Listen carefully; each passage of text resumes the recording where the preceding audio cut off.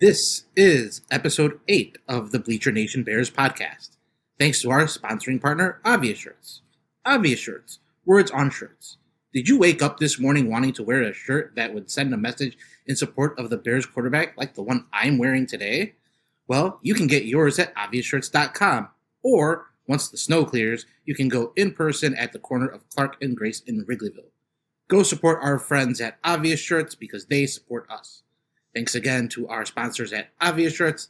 Tell them the Bleacher Nation Bears Podcast sent you. Welcome to episode 8 of the Bleacher Nation Bears Podcast. My name is Patrick Flowers, and I'm joined, as always, by my co-host Luis Medina and Matt Rooney.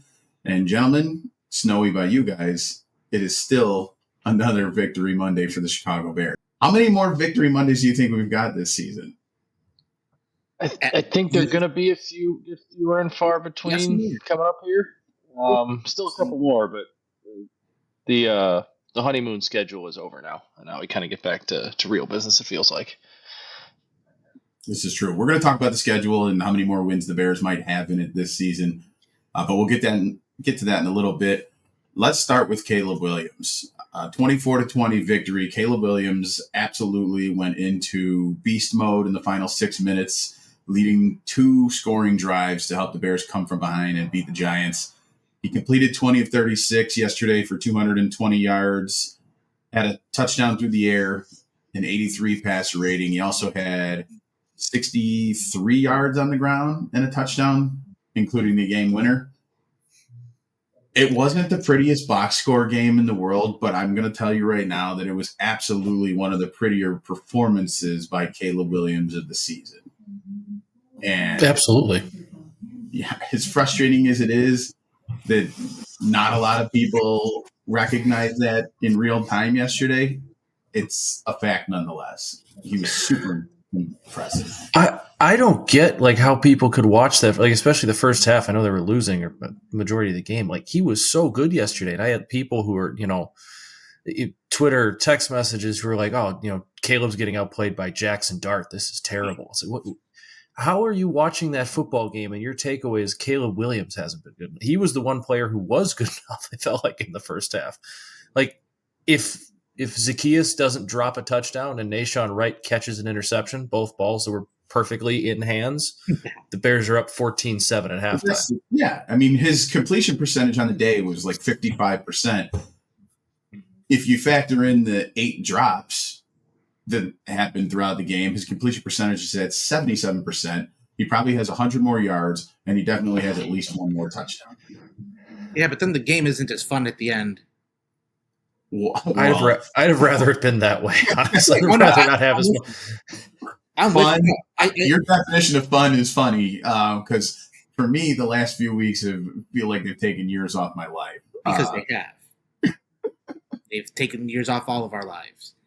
Look, I think my big takeaway from that game is that passer rating isn't a great number to grade quarterbacks. Because if you'd have told me watching that game, if you would have asked me what Caleb's passer rating was, I'd have been like 90, 95, maybe 100. But no, it was 83. And you have to remember, and by you, I mean I and all of us, passer rating doesn't, account for everything. It's just throwing numbers. And so I look at that number, that 83 just does not represent how well Caleb Williams played. And I really hope that people can get their minds around that, because that guy played winning football in crunch time when you needed it the most. His first half numbers were underwhelming. There were drops. There were some missed passes and some missed reads. But, when those things it's just one half. But 2, those things don't matter as much when you have a quarterback like Caleb who can put that stuff in his rearview mirror, win games and win games, snatch a victory from the jaws of defeat. I have not looked at the ESPN QBR numbers because those tend to for all. Tried the box score up. He was 70. He was 71.1. I still don't really understand the difference between those two, but I feel like rating's the better one. Is that a good rating? His QBR, if you consider his contributions to winning, his QBR should be top 3 player, of this week. He probably should get consideration for NFC Offensive Player of the Week. And if he doesn't, I'm going to write a sternly worded letter to Roger Goodell's comments. Or a tweet, whichever is more convenient for me. I just wish people would like watch the game with a different lens. Like, I understand that not everybody makes their living watching football and breaking football down and analyzing football, but there are some people who do make a living doing it who still aren't watching the game the right way. Apparently, Chase Daniel was one of them. You know, his tweet in yesterday's game was like, at some point, Caleb Williams is going to need to win the Bears some football games. And my immediate response is, did you not watch the game 7 days ago? I thought he said that about. I thought he was talking about this specific game. I could have misread it. He said at some point, Caleb Williams is going to need to win the Bears some games. So I think and he might have meant it that way too. I think how I took that as was like, nobody else is helping him out. Like, he's just going to have to go win it. I didn't think he was being overly critical of Caleb. No, was it? Because he even followed it up with a video later because he was. Oh, okay. I didn't see that. Then I retract my statement. Yeah, no, that's not what he meant. He meant like he was going to have to win them some games, and I'm just like, what season have you watched? Like, without Caleb Williams, the Bears are in the Giants boat this year. Yeah, fired head coach. Well, yeah, I don't think Bears would have a fired head coach halfway through the year. They'd be better than the Giants. Like 2-8, seller of your division type of thing. Like, yeah, it's just it's wild. And then like, whatever. Listen. If you watch that game and you were like, man, Caleb Williams didn't play good football, I don't know what to tell you at this point. I think the thing that I'm taking away from Patrick's message here is that we need to think and watch Caleb differently. It can't all be about certain numbers all the time. Context matters. Contributions in crunch time matter. So, yeah, I think it's time that we think and watch and talk about Caleb differently. You're spot on, Lou. That's where I'm getting. And I think my broader point here, as far as how we watch and digest and talk about Caleb Williams, is like,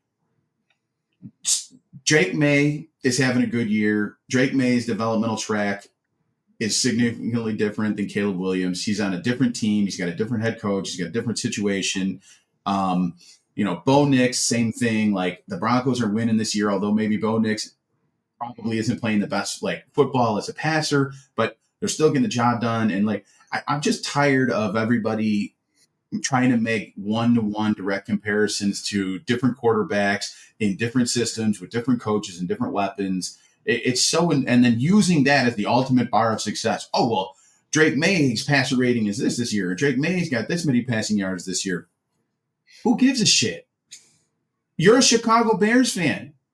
Caleb Williams is here. The Bears are 6-3. Caleb Williams is on pace for, Lou, thank you for doing the math yesterday, putting this all together, 4,035 passing yards, a franchise record, 25 passing touchdowns, 8 interceptions, a 92.2 passer rating, if you give a shit about passer rating, 465 rushing yards, 6 rushing touchdowns. So we're talking about a quarterback who's on pace over a 17-game schedule to have almost 4,700 all-purpose yards, 31 touchdowns, 32 if you count his receiving touchdown. And the Bears are 3 games above 500 in November. What are you mad about? Bears fans not all Bears fans. Some Bears fans just want to be mad about something always. There's just some sort of impending doom or dread with a certain sect of them, and I feel like nothing is ever good enough. I understand that's what it feels like sometimes. I disagree with them wholeheartedly, but it's it's frustrating.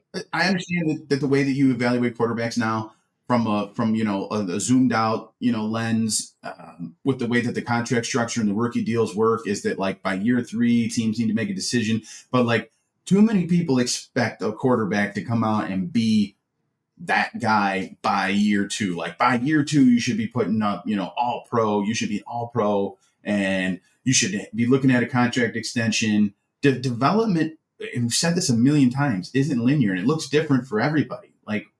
There is nothing. I had a 1,500-word article about this last week. I wrote about this all last week. You look at the MVP race. Jared Goff is one of the guys up there. He took time. He was abandoned by his by his team, given up on after reaching a Super Bowl. Baker Mayfield, 4 different teams. Sam Darnold looks like possibly the MVP right now. He's on team number 5, team number 4, and he's lighting it up. Like, sometimes it takes time, and I don't want to say we need to give Caleb Williams 8 years. It's got to happen quicker than that. Yeah. But I'm not saying that either, because if that's the case, then it'll be with another team like the rest of the guys. But and you look around the league, like some of these younger guys. Like I like Jane Daniels as a football player, but he's not having year one, is he? Like he's not. And I know he's had some health issues, but like exactly. Like just because you light the world on year one doesn't mean you're necessarily going to do it in year 2. Because I do think sometimes coaches might skip steps in development in order to speed up results. And I think sometimes defensive coaches adjust to that. Yeah, that's what Ben Johnson has been saying he's not going to do with Caleb from the start. He's not going to cut corners. We're not going to skip steps of development to win football games now. It's about developing him to be the best quarterback he can be for the Chicago Bears for a very long time. Not trying to win 10 games one year and then winning 3 the next. Right. And even if that means it doesn't look perfect or, social media graphic worthy all year long, it is what it is. Like, let's do this right for the first time ever in the history of the franchise. And be happy with it. Caleb Williams won a gritty game. Caleb Williams won a gritty game when people thought that he couldn't win a gritty game. What else do you want from the guy? No, he's done it multiple times now. Yeah. He's done it multiple times. All he does is win gritty games. Would I like to see him maybe win an easier game, more like the Dallas game sometimes? Sure, but that's not all on him. If the receivers catch the football like they should have today, they do. This game does look like the Dallas game. Significantly different if the football is caught. If half them drops are off the board, including 2 in the end zone. But it's a significantly different game. I think that, Thanksgiving is right around the corner, and I would like for this year's Thanksgiving people to just be a little more grateful for the things that they have, like a quarterback who's about to break the franchise record for passing yards and is leading his team to a potential wild card conversation here down the stretch. Yeah. Let's be happy. Let's be grateful. What to be happy about?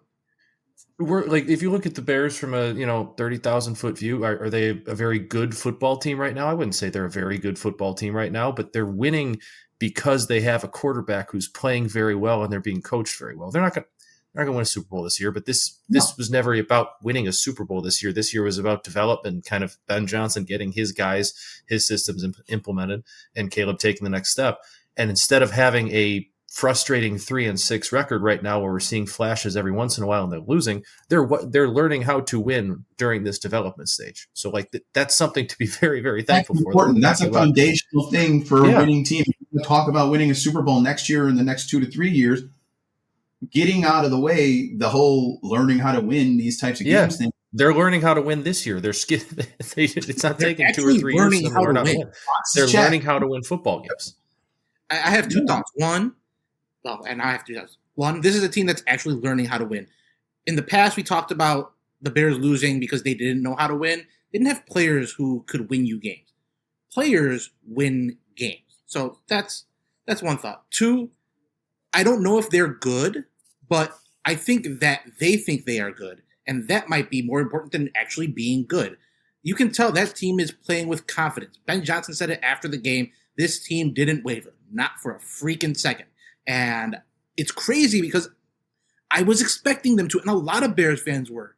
And now they are playing in a way that makes us change how we think about this team. I remember after the first win, he had mentioned that the book on the Bears was this team was going to find ways to lose.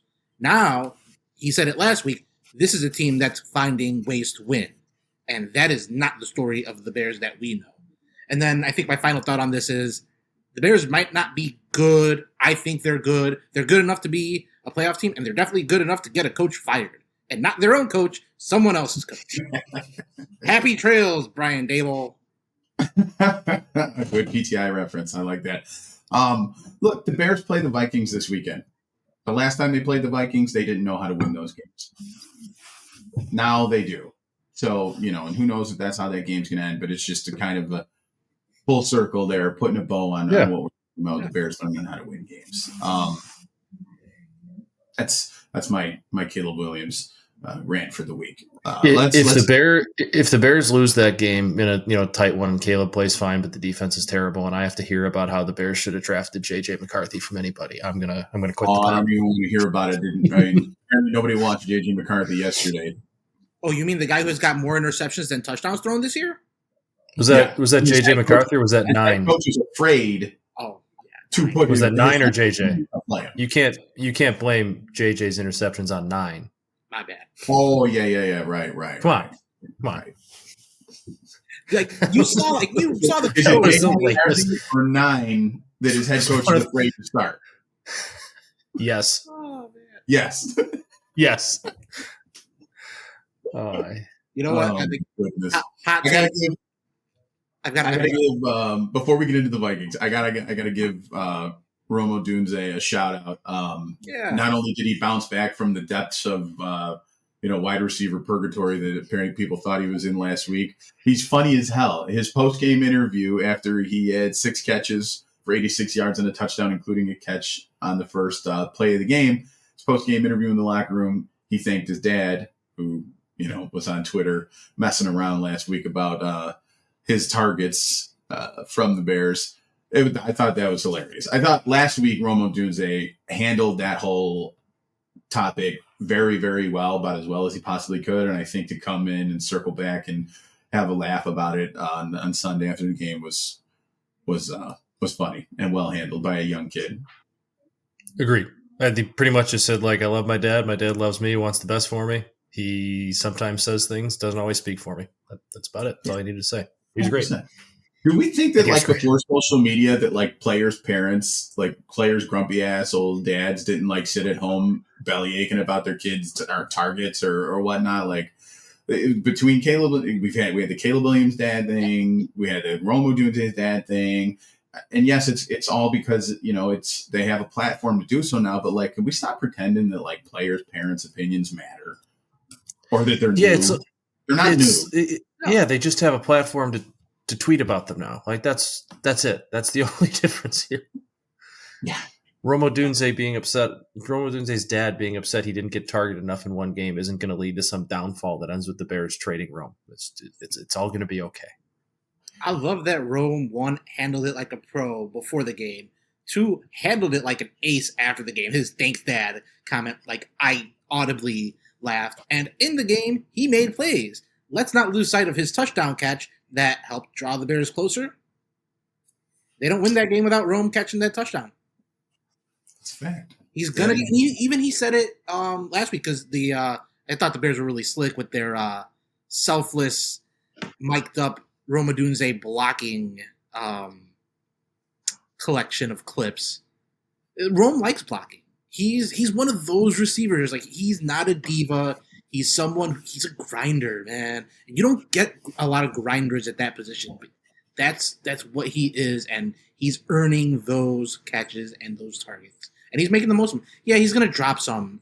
It reminds me of Brandon Marshall. Remember when Brandon Marshall would drop a pass and you'd want to wring his neck because he makes all these spectacular catches? Rome kind of has the same thing where it's frustrating when he has a drop, but he's going to come back and make a big play. He's not one of those guys who lets drops, bring him down, or he doesn't let him linger or carry over. He's the next play. Just all right, next play. I love that guy. He's an absolute treat. I'm glad he's on the Bears. I mean, Williams' contribution to the win was obvious and apparent. We touched on Rome Odunze's, but they weren't the only ones that contributed to another win for the Bears yesterday. Let's talk about some of our unsung heroes in Week 10, and we can build off of that into our game balls for the week. I'm sure there's going to be a ton of parallels there. Lou, you can start this off. Man, I'm going to continue banging the drum for Chauncey Gardner-Johnson. This guy came off the street, has started 2 games, played all but 1 defensive snap yesterday, had big sacks, had tackles for losses, he forced turnovers. The Bears really needed a guy like that, not just someone who can play the position, but someone who can light a spark and someone who needed to play for something that was bigger than him. Chauncey mentioned it in his post-game comments about joining the Bears has reinvigorated him as a player, made him love the game again. And hearing him say that in the locker room, I'm sure that meant a lot to the players and the coaches. But hearing it from him was just like, oh, yeah, this guy, I don't want to say he took football for granted, but like when you have a steady job and you are in the NFL and then you get that taken away from you, put some things in perspective. Now he's playing like his hair is on fire. It's so much fun to watch a guy like him on your team. When he's on the other team, you know what happens. But I love that he had an awesome game in his first game at Soldier Field since getting punched in the head by Javon. It all comes full circle, baby. I love it. I love it when that happens. He was awesome yesterday. He's been awesome since he came here. I mean, this is a guy who's won a Super Bowl. And for him to say in the locker room yesterday, what a great group of guys this is, how excited he is to be there, how it reinvigorated his love for the game is fun for that reason of looking, projectability with this group and the Bears. I'm excited if and when they get I was about to say Kyler Gordon back healthy. Not long Kyler Murray. Would not. I don't need Kyler Murray to be back and healthy with the Bears. That would be weird. Him and Kyler Gordon in the slot with the havoc that they can cause. Playing the run, getting to the quarterback. Gardner Johnson had that sack yesterday with what Dennis Allen likes to do. I feel like I know they play the same position, but there's going to be some pretty intriguing sets, I think, where he has them on the field at the same time. Defenses, quarterbacks going to have to know where they are, pre-snap, all that stuff. And I think he's going to get real creative and fun with those two at some point, hopefully, because we need to get Kyler Gordon back healthy if they want to make a push in the stretch run, I think. But that'll be a lot of fun to watch, I think. Yeah, you can put either of those guys on the boundary in a pinch if you really needed to. But again, absolutely. Make Dennis Allen's job fun. I think that's what – look, they don't have the great talent, but they've got some guys who can make plays. Let the defensive coordinator figure it out. He gets paid big bucks. I believe it's safe to assume that Chauncey, CD, CJ, Gardner Johnson, whatever name he's going by this week, is going to be your game ball for this week, Lou? No spoilers, but maybe. Maybe. Matt, why don't you give us your game ball for this week so we could talk about the Vikings a little bit? I'm in between two of them, but I'm going to go with Luther Burden. This was a game like we talked about Colston Loveland having, needing to earn more snaps, more targets and all that stuff. And I think today was an example of Luther Burden probably starting to earn Ben Johnson's trust a little bit more because he was targeted heavily. I think he might have had one drop, but he was probably outside of Rome the most consistent pass catcher for the Bears, not coming up with big drops, coming up with everything thrown his way. He jumped out. He's a playmaker. I really want to see him start to get more snaps, and whether that's DJ Moore start to see a few less snaps here and there, I'm not really sure where they're going to come from. But I thought given a bigger role, on Sunday, Luther Burden absolutely took it and ran with it and did not disappoint. So I would love to see him on the field more. Yes, all of that. And I'll tell you where they should come from, and that's Olamide Zaccheaus' snaps. Yeah, that was bad. Bad. He's doing this, but it's weird because he had such a good season up to this point. Like he had been a real nice bargain bin addition. He helped the offense. I think he'll still contribute, but he's got to be in the role that Burden's in, and they've got to they have to flip flop roles. They just have to. I'd agree with that.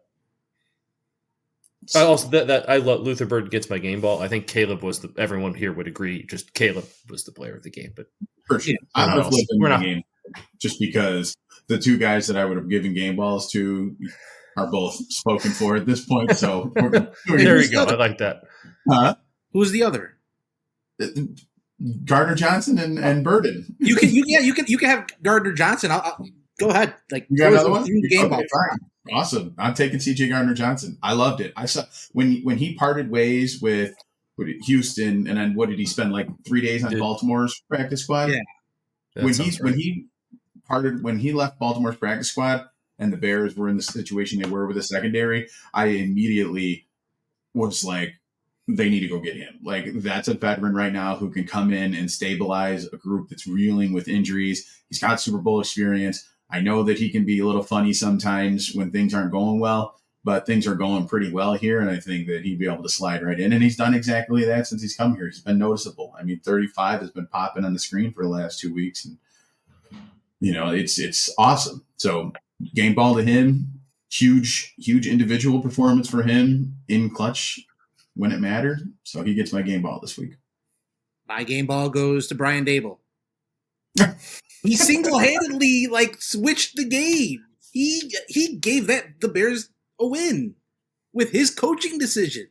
He lost his job when he decided to kick that field goal at the half-yard line. He lost his job so the Bears could win. I am forever thankful for Brian Dable making my Sunday far more pleasurable than it would have been otherwise had the Bears lost. So remember when Brian Joe Dable, Shin, you got canned, but you're getting my game ball. Thanks for everything. It's a nice parting gift, Lou. Lou, that's a nice parting gift from you. That's very classy of you. Toss me a game ball on the way out. Dayball were interviewing for the Bears jobs. Mm-hmm. Everybody was so mad they didn't hire him. All's well that ends well. Yeah. Buffalo could really use an offensive coordinator right now. Yeah, especially when Joe Brady takes someone's coaching job somewhere. Yeah. Oh, that's happening. I don't think Joe Brady makes it through another coaching cycle there. But can I ask a random question? Sure. Always. NFL job for Joe Brady, or does he go back to LSU and take that job? I think he'd have taken it already. Yeah. I think if he was going back to LSU, he'd have done that already. That's my. Maybe he doesn't get. Could very well be wrong. But I don't know. I think Joe Brady's a guy who's going to. Look, the league is leaning more and more into that. I think Joe Brady's a guy who gets an NFL head coaching job during this cycle. But and then the Bills will need somebody to there. Dable going back to the Bills seems like that perfect bounce back thing, like Matt Nagy with the Chiefs. Yeah, it's like, come on back. Patriots. You tried, it didn't work. Come on back. We know this works. So.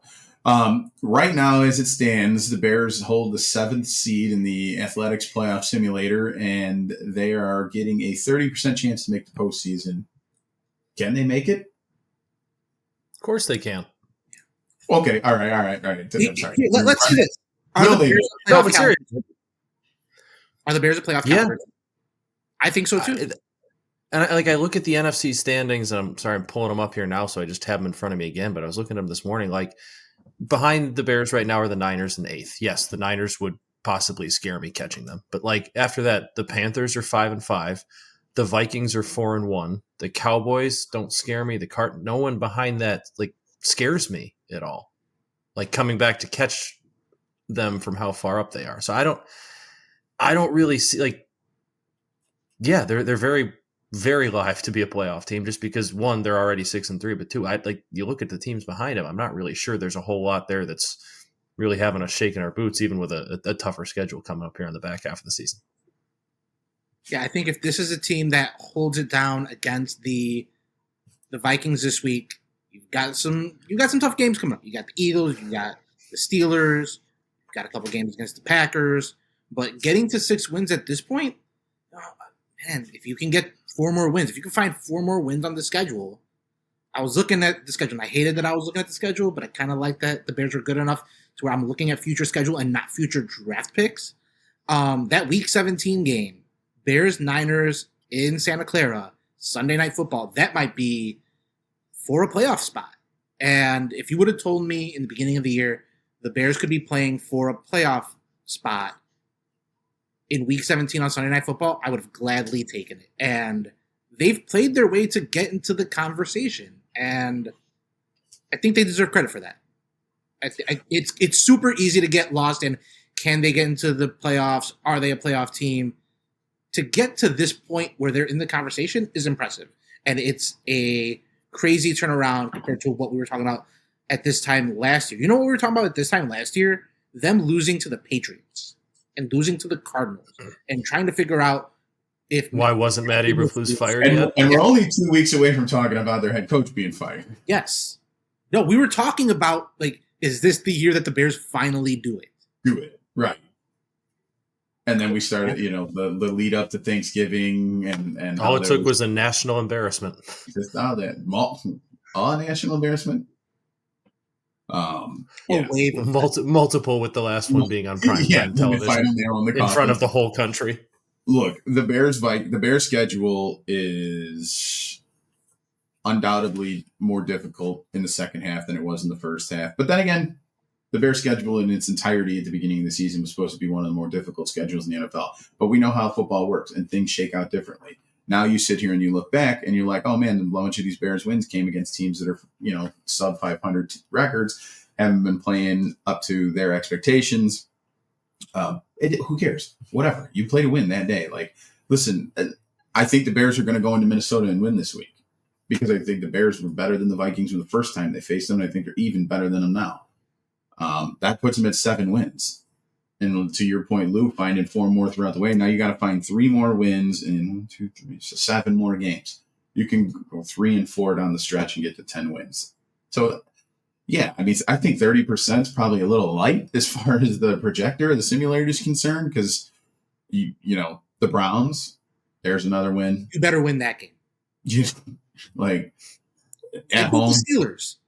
I mean, the Steelers don't scare me at all. They should beat the Steelers. No, yeah. Right? So if they beat Minnesota and they beat Pittsburgh and they beat Cleveland, that's 9. You got to find 1 win in 2 matchups with the Packers, 1 with the Lions, 1 with the 49ers, and 1 with the Eagles. Those are all the most daunting opponents on the schedule during the second half. They're all really good opponents, but you can't tell me you can't find 1 win there.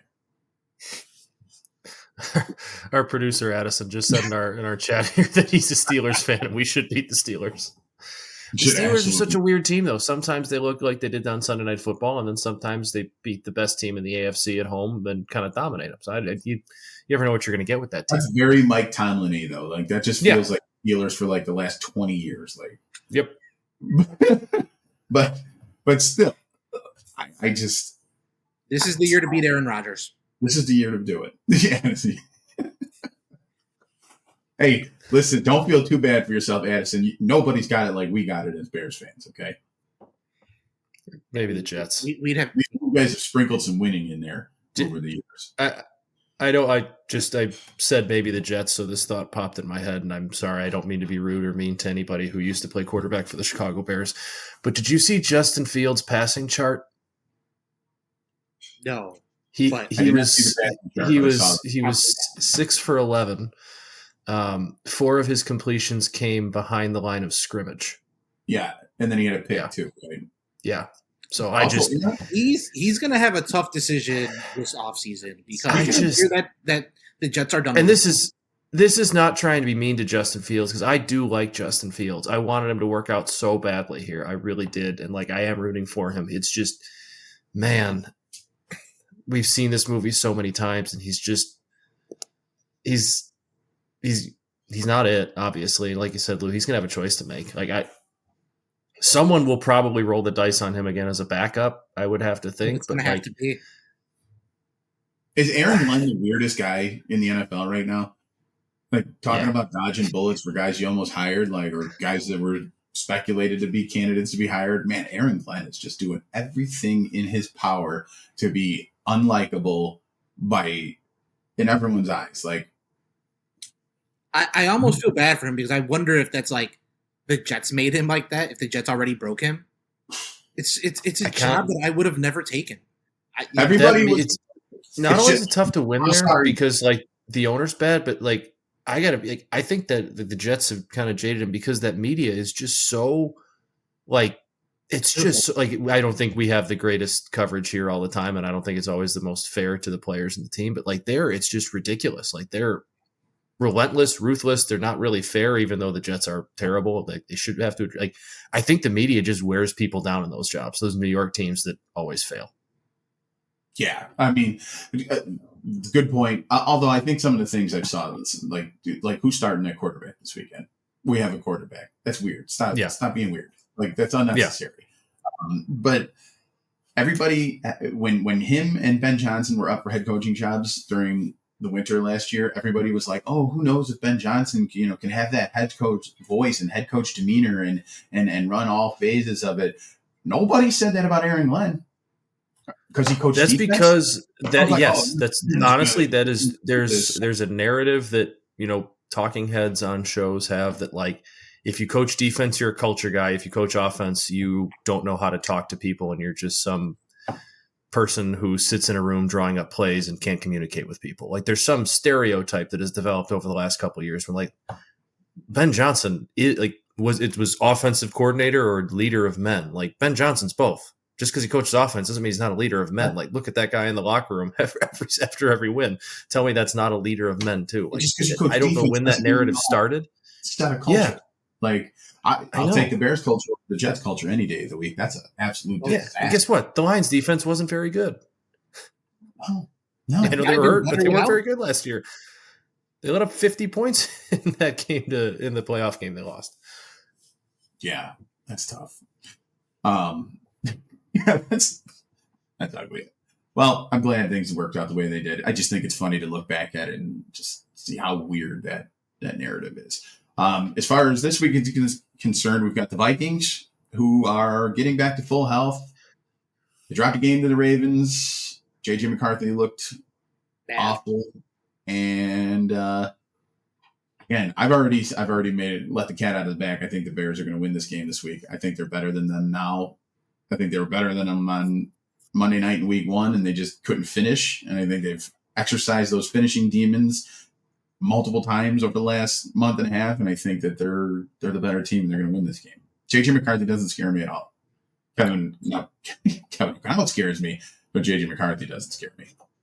Those receivers, it's weird because I'm not scared of JJ McCarthy at all, but just the thought of the Bears cornerbacks again being responsible for covering Justin Jefferson and Jordan Addison. And we survived Jamar Chase and Pete Higgins. I mean, like, to the tune of almost 500 yards, but we survived. Kind of. Technically, they won. I wouldn't say that defense survived.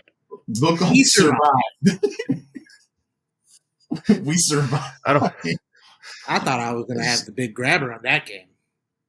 I need Jalen Johnson to get healthy. One of those weeks in me, but it seems almost inevitable at this point.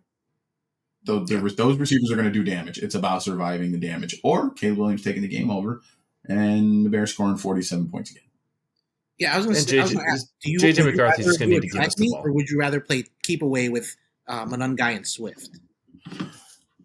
I would love to see Monungai and Swift find more balance in their roles, and obviously, like, that takes time, and Kyle Monungai really, like, earned a look at a bigger role in Ben Johnson's offense just 2 weeks ago.